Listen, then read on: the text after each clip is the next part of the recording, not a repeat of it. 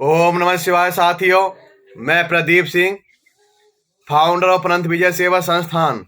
साथियों, आज आपको मैं श्रीमद् भागवत गीता का अध्याय 3 कर्मयोग का श्लोक नंबर 34 का संस्कृत और हिंदी वाचन करके सुनाऊंगा। तो श्लोक नंबर 34 है, इंद्रियस्येन्द्रियस्यार्थे राग द्वेषो व्यवस्थितो तयोर्न वशमागच्छतो हाश परिपंथिनो। इसका हिंदी अनुवाद है, प्रत्येक इंद्रिय तथा उसके विषय से संबंधित राग द्वेष को व्यवस्थित करने के नियम होते हैं। मनुष्य को ऐसे राग तथा द्वेष के वशीभूत नहीं होना चाहिए, क्योंकि ये आत्म साक्षात्कार के मार्ग में अवरोधक है। तात्पर्य है, जो लोग कृष्ण भावना भावित है वे स्वभाव से भौतिक इंद्रिय तृप्ति में रत होने में झिझकते हैं, किंतु जिन लोगों की ऐसी भावना न हो उन्हें शास्त्रों के यम नियमों का पालन करना चाहिए। अनियंत्रित इंद्रिय भोग ही भौतिक बंधन का कारण है, किंतु जो शास्त्रों के यम नियमों का पालन करता है वह इंद्रिय विषयों में नहीं फंसता। उदाहरणार्थ, यौन सुख वध जीव के लिए आवश्यक है और विवाह संबंध के अंतर्गत यौन सुख की छूट दी जाती है। शास्त्रीय आदेशों के अनुसार अपनी पत्नी के अतिरिक्त अन्य किसी स्त्री के साथ यौन संबंध वर्जित है। अन्य सभी स्त्रियों को अपनी माता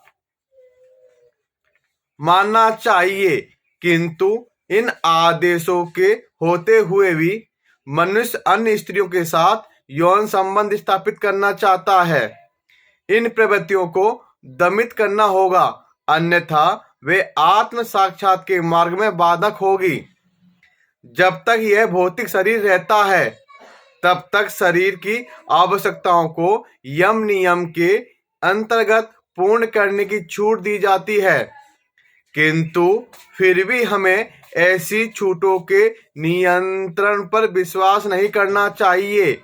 मनुष्य को अनासक्त रहकर इन यम नियमों का पालन करना होता है, क्योंकि नियमों के अंतर्गत इंद्रिय तृप्ति का अभ्यास भी उसे पथभ्रष्ट कर सकता है। जिस प्रकार की राजमार्ग तक में दुर्घटना की संभावना बनी रहती है, भले ही इन मार्गों की कितनी ही सावधानी से देखभाल क्यों न की जाए, किंतु इसकी कोई गारंटी नहीं दे सकता कि सबसे सुरक्षित मार्ग पर भी कोई खतरा नहीं होगा। भौतिक संगति के कारण अत्यंत दीर्घ काल से इंद्रिय सुख की भावना कार्य करती रही है, अतः नियमित इंद्रिय भोग के बावजूद भी च्युत होने की हर संभावना बनी रहती है। अतः सभी प्रकार से नियमित इंद्रिय भोग के लिए किसी भी आसक्ति से बचना चाहिए।